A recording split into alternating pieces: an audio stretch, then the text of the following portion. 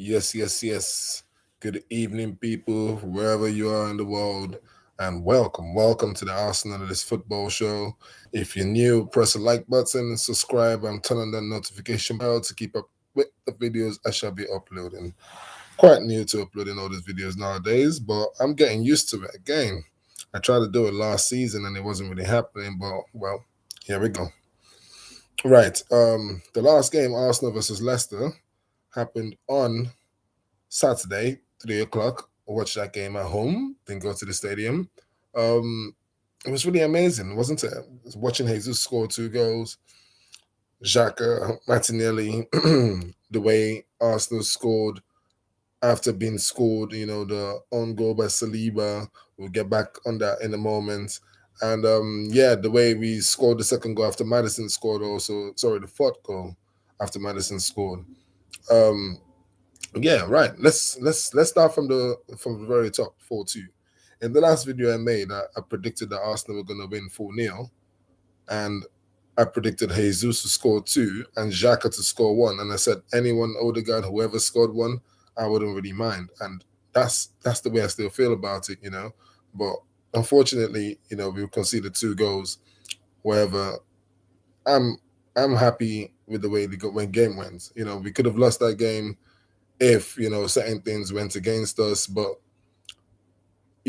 whatever, Arsenal on top, second on the table, only behind Man City with just goal difference. For those that don't understand, it's an exciting time to be an Arsenal fan. When the game started, he had the feeling of when Xhaka made the mistake that nearly led to a goal. I had that feeling of this is Leicester. Maybe they might do that thing where they come down and somehow put us on pressure or the edge of our seats before we eventually end up scoring a goal. Jamie Vardy was nowhere really to be seen in that game. I mean, he tried the dive. Aside from that, really, he wasn't really in the game. Tillemans that we're trying to sign, again, wasn't really in the game for me. I thought Madison actually played really well, got his goal. Must have been the best player they had on the day. Um, I thought Ndidi was also quite good. And yeah, for Fofana to Chelsea, just watching him and the way Martinelli, turned him around, gave him the yellow card early on. Fofana had to relax himself. I think Arsenal might probably have one of the best defenses in the Premier League right now, barring City. I wouldn't say Liverpool because right now Liverpool are not really showing signs of a top team, or at least the team they were finishing off last season, where they only finished 1 point behind Man City. But I digress. Let's go back to Arsenal. The first goal from Jesus was amazing. When he got that ball, made a little exchange, over the other side there, Martinelli, Xhaka laying off the assist to him, of which that assist wasn't planned. And it's similar to the third goal when Xhaka scored. The assist wasn't planned from Jesus, and I thought that was quite similar and quite funny at the same time. But yeah, Jesus lifting that ball from where it was over the keeper's head, I, it's one of those things where you're playing FIFA, and I haven't played FIFA for years now, but I remember then being able to just R2 whatever it is, standing from a position and just literally finesse that round the keeper. But the way he's done it, he's lifted the ball over him into the other end, and it's like he had the perfect deft touch for it, just to be able to just like it's kind of like scooping it off the floor, and it's just landed in perfectly well. I couldn't believe what I was seeing. First goal in the Emirates Stadium. I mean, he scored there in the preseason game against Sevilla, which I had been to live, and you haven't seen the short video I put up, you should go see that. It was the third goal of his hat trick.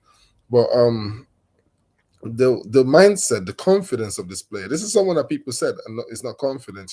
Leaving Man City, wasn't scoring that much and whatever it was. And I remember mentioning to a few friends and also listening to this on a few talk shows on YouTube here about how Jesus' situation sort of compares to the Alexis Sanchez situation when he came to Arsenal from Barcelona. Now Sanchez, if you remember, he was quite known then, but he wasn't massive in Barcelona because of Messi, and it was quite hard to get him to be the main man. When he came down to Arsenal, Sanchez immediately came in with two things. a winner's mentality, and the infection to always keep moving, to keep running. He never stopped really till he left Arsenal. Now, Jesus is coming with that same sort of energy and it's affecting everyone around him. And Zinchenko, also coming from Man City, sort of seems to have that same energy too. Not as much as Jesus, but still. Arsenal played really well. Jesus' first goal was amazing. His second goal, back post. I mean, this is what you want from your striker. I can't imagine Obama and go Lacazette, going around post and waiting for that ball and scoring that sort of goal. They'll usually be somewhere in the middle, trying to hang back a little bit for whatever drops or whatever it is. But with Jesus, he doesn't wait. He just moves. Like that's what I like to see. That's why I compare him to Alexis Sanchez. He doesn't waste time. He moves, he's always on the move. And that's how we got the second goal. So Leicester come back in with the Saliba own goal. I think, you know, Ramsdale is to blame for that really.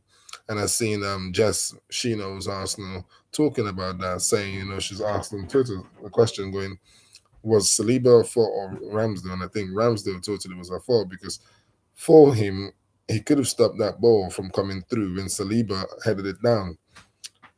He could have waited, trusting his defender. Like, this is Saliba, someone that we all call him Rolls Royce. He must have watched his game to see how good it is. He played with you in a preseason game, in the Crystal Palace game, saved your butt a lot of times. I would expect from Ramsdale to hang back while Saliba heads the ball to him, and that's a clean save for me.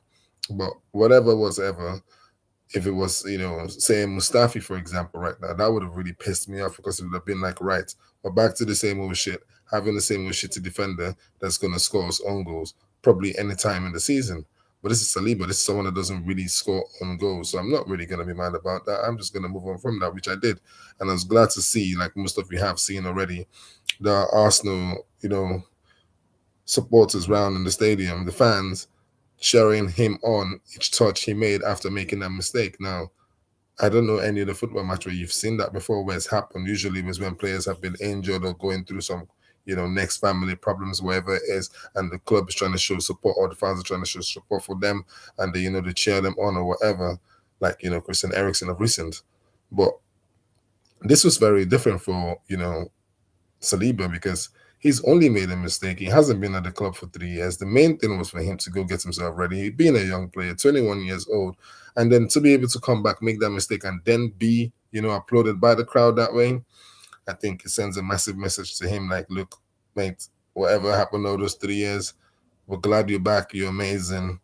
We're glad you're playing for us. This is more of I think, a more of a grateful appreciation that we have him in our team. And even if that was an own goal, I don't think it's something we're going to see often from him, like I mentioned just, a few seconds ago. But moving on from that, I like the way Arsenal quickly responded. This is something that we're beginning to see right now this season, and I hope more of it continues. Usually, when we get scored a goal, we usually put under pressure for a long time before we eventually play our way out of that and maybe manage to score again or nick an equalizer or whatever it is, or have a nervy end to the game. But as soon as they scored that goal, we went back 3 minutes later, and you know Ben White, that everyone has been talking about, puts in a lovely ball. Keeper fumbles. Jesus is right there, never stopping, like I said earlier. And he's got the ball. And like I mentioned earlier, also, the assist wasn't planned, but still is an assist. And I'll take that. I'm an Arsenal fan, and that's an Arsenal player to another Arsenal player. Jesus assisted Xhaka, and without thinking twice, Xhaka's done what Xhaka would do. Boom, into the post. Now, Xhaka's another player I need to touch on just for a little bit. This season, he's been so amazing. A lot of people have, given shit to this guy and talked about him in the past for doing bullshit and bullshit, which we all know about, taking off the jersey and saying this and trying to force moves out, not really force moves out, but try and move out to, Roma with Marino, being interested in him and probably still is interested in him. But at this point in time, I don't think Xhaka goes. I don't think anyone replaces Xhaka. And speaking about Tillemans, who I spoke about earlier, I don't think if he comes in right now, he is going to replace Xhaka. Like, Xhaka right now, for me, has taken his game to another level, maybe 2 levels above that. And yes, you can quote me on that. You can clip the video, whatever you want. But I think Xhaka is going to keep Fabio Vieira out of the team. And whoever comes half of the season. Maybe, well, when they come off from World Cup, things change. But at least till World Cup time, Xhaka is going to probably be that person starting alongside Thomas Partey, being given the freedom now in his new role to go box to box. Xhaka shows that he has energy for a 29-year-old to be able to run up and down the field and cover, every blade of grass while doing that securely, playing or getting through the game, I should say, securely without having to get a red card. But knock wood, that doesn't happen this season where Xhaka gets in the stupid red card. We don't need more of that. But like I'm saying that we still need a replacement to come in or a backup to come in for Xhaka and Partey. We've got Eleni at the club. We've got Sambi Lukonga, and we still have Maitland Niles, but I don't know what's happening with him. So I'll say we get those at least two players in, and no Zinchenko can play there, but rather he play left where he is at the moment because the left hand side seems to be working. And that's another thing I wanted to mention. Arsenal of late have been showing that they can attack better down the left. And last season, this was a thing of the right. We always came down the right to Tomiyasu, moving the ball along, Odegaard, Party, and Xhaka coming in trying to cut on his left and score. But the season we have Martinelli, who we already know about. So stepped up the season. He's taken this game to a whole new level. He's bulked up also. He's not that slim guy that you can just knock over anymore. It's not that little boy anymore. He's growing more into a playmaker and adding more into his game. He's just adding more to his value, which is adding more to Arsenal's value and giving us more chances to win games. Because when Martinelli is moving, this even the best right back in the league last season, and Alexander Arnold, I don't think anyone can argue with that. He found it really tough keeping up with Martinelli. Martinelli was all over him, left, right, and center. You know, this guy is improved on that this season by taking it upon himself to create chances and not just wait for Xhaka or Odegaard to do it. And you could see from the way he played on that left, he deserved a goal in the first game against Crystal Palace. Should have scored the first chance he got, but I give it to him. Still young. He scored the second one, so that means don't miss two because you're too young. I kind of give it to him still. That's why I said I give it to him for the first one. It's come to this game, and you Martinelli last season, when you say we'll score one, maybe score two, score three, and then go quiet for a number of games before scoring again.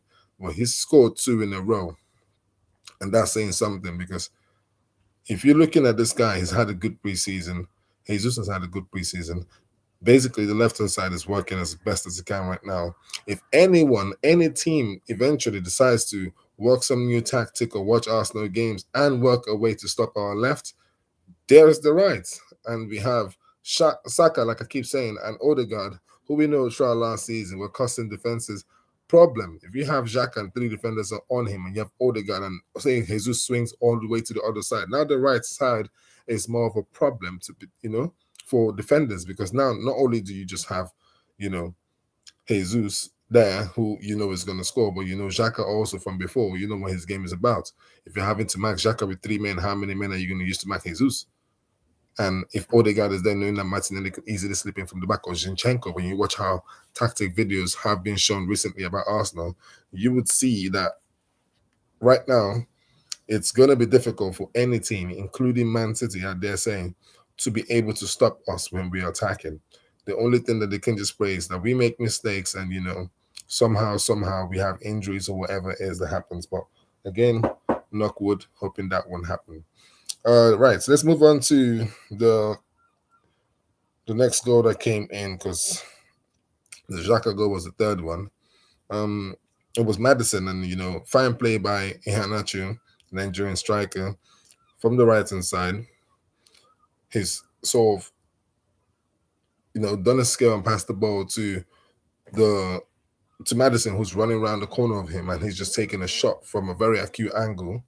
Something that I think Ramsdale should be saving, but hey, sometimes you can't work your feet out that quickly. This is a professional elite game, and as much as we all think save that, if you get caught out just half a second, you're gonna probably miss that. So Ramsdale missed it totally. Nice goal from Madison. Like I said, I thought he was the best player on the day. Um, Not too much to talk about that. Just to say, I love the way we responded when we went back to them, like literally a minute later, and scored with Martinelli. Now, touching on Martinelli again, If you see the way he's come and he's picked that ball up from the midfield, so he's chased back from his position, which is something that we know he can do. He's back footed the ball, passing the ball back. The ball has got into, I think it was Xhaka or the guy that's got the ball, laid it off to Jesus, and now he's running, not stopping at all. He's running back to position where he was. He's called for the ball, taking on responsibility. Let's not forget this is a young kid that last year was getting pushed over the ball and people were talking and when he first came to Arsenal how fresh he was. He's changed. He picked the ball up and with his wicked foot, his left foot, outside the box. Outside the box, to have that amount of confidence as a young player, to play that with your left foot outside the box and score. I mean, I literally watched the ball go in all the way and it looked like he was seasoned, like it was Saka coming in and doing something like that. You know what I mean? He is seasoned to a certain way, don't get me wrong. But I mean, like with his left foot, to be seasoned with his left foot, like he had a cultured left foot, but it was a beautiful goal. It was amazing. Arsenal winning 4-2. Man of the match was definitely Jesus for me. I mean, amazing first goal. Second one, 2 assists. I mean, if it wasn't going to be Jesus, I would have given it to either Martinelli or Xhaka. And some people might think because they scored the goals, but they were the most active. That's why they scored. They really played well. Xhaka was everywhere. He was involved in the first goal, and he was involved in the third goal. And I think he had some hand in the second goal still. So when you're looking at it all, you're looking at this team that if, Xhaka was being complained about before as possibly getting a red card or yellow card and leaving us to, shits, putting us in trouble. People talking about Xhaka. We've not had Tillemans. We don't have the replacements. Who we going to get? Zinchenko is for left back and whatever. He is proving himself. Without the captain armband, he still behaves like a captain on the pitch. He loves it. Jesus loves the club. His coming is doing amazingly. Martinelli is growing in more. And just to mention one thing, I've seen the recent under 21 games, the Arsenal under 21 games. The first one against Manchester United under 21s, and the second one against West Ham under 21s. And I've seen how Marquinhos is playing. Now, I thought when we bought Marquinhos, he was going to come in straight and play for us directly. But that doesn't seem to be the case. Marquinhos seems to have come in to be first, be tried out to see if he can, sort of hack it in England. And if he needs a loan, I think that's what Arteta's trying to do. And he's best that he's doing all this right now before this, transfer window closes, because I have a feeling that Arteta might bring Marquinhos into the team. And now you're asking what games is he going to play? Well, we do have the FA Cup coming, the Carabao or the Emirates Cup, as you want to call it now. And you still have Europa League. And don't forget, sometimes against the weaker or the lesser teams in the Premiership, we can bring a Marquinhos to play that role that, a Smith Rowe will come and do sometimes, towards the end of a game. And you know what I'm talking about when Arteta Solves brings him on that 82nd minute. We could go with Marquinhos instead and see what he does. And if he scores, that brings up his confidence for him. And just like we went to Martinelli, I think we should do the same with Marquinhos. This guy is going to be a star. And if we're having someone already in here that's going to be a possible star, let's not forget Saka started doing it from a young age, and if Marquinhos can do the same, then we're literally are sorted out for the right-hand side and the left-hand side already going forward into the season. I know it's 2 games in 6 points, but it's every reason to be optimistic. I'm very happy about it. Man U, okay. Let's just have 10 seconds of silence for Man United.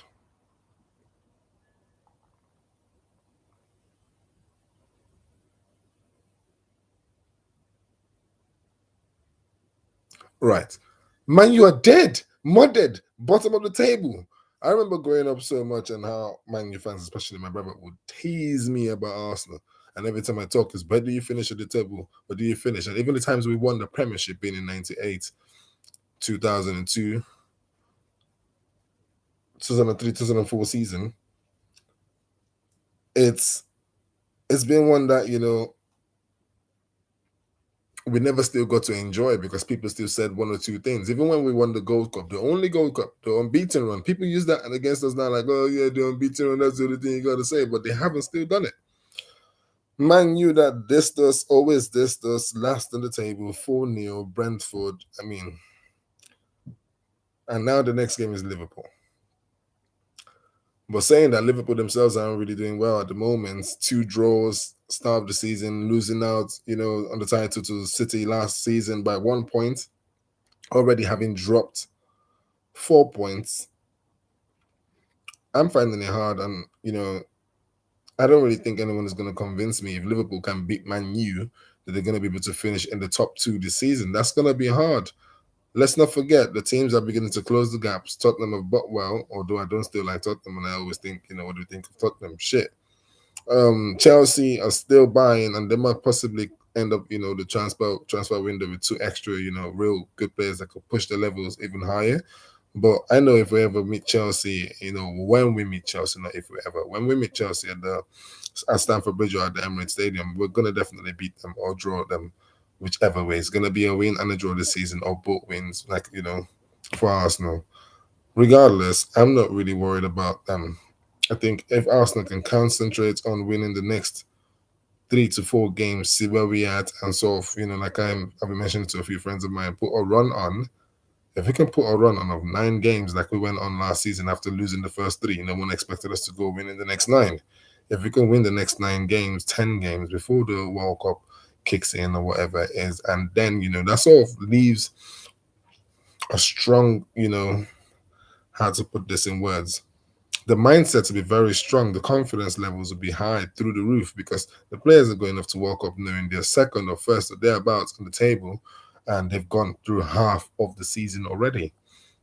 Coming back would mean you have to finish up the other half of the season. Yes, there'll be games that will go thick and fast, like the December periods when we usually have them. But I feel like it would be exciting because we have a bigger squad now than last season. I feel with the five, you know, changes now for substitutions, that would also help. Um, there's a January window also, just in case, we could add a few more players then to also help boost us towards the end of the season. And I hope Arteta doesn't make the same mistake like he made in January, last season, this year. And we do get some players to help us over the finishing line. Um, all right. Before I go, I'm just gonna give a ratings to the Arsenal team on the day that played, and I mean the ones that played majority of the game. Anyone coming on after, I'm just gonna give them a quick 5. Thanks for coming on and love you as an Arsenal player. But let's get down to the starting 11. Right, from Ramsdale, because of the mistake for the Madison goal, I'm not going to be too harsh on him for that. But the one of Saliba, I think I'm a little bit harsh on him because I expect him to have more trust in his defender.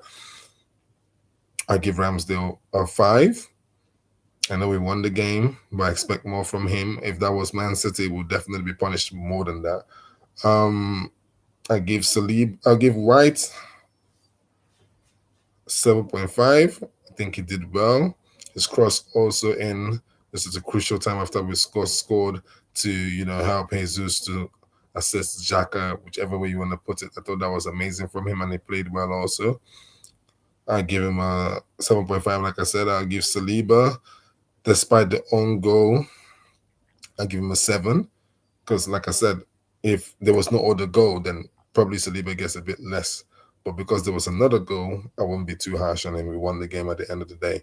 So I give him a 7. I give Gabriel 7 because of he could have also been there to help out with Saliba. I know it's Saliba's side, but usually you can see another defender running through right behind the keeper to block the ball. He should have anticipated that happening and should have been on his toes. So he gets a 7 from me.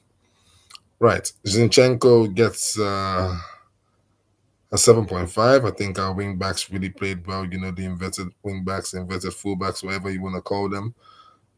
Party had a solid game, hitting the ball. So I give him a 7.5. Xhaka, I'm giving an 8.5, possibly a 9.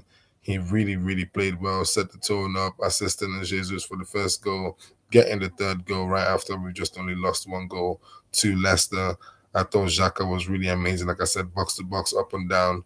So he deserves an 8 or 8.5, possibly a 9 from me. I'll give him 8.5 just because of, he scored.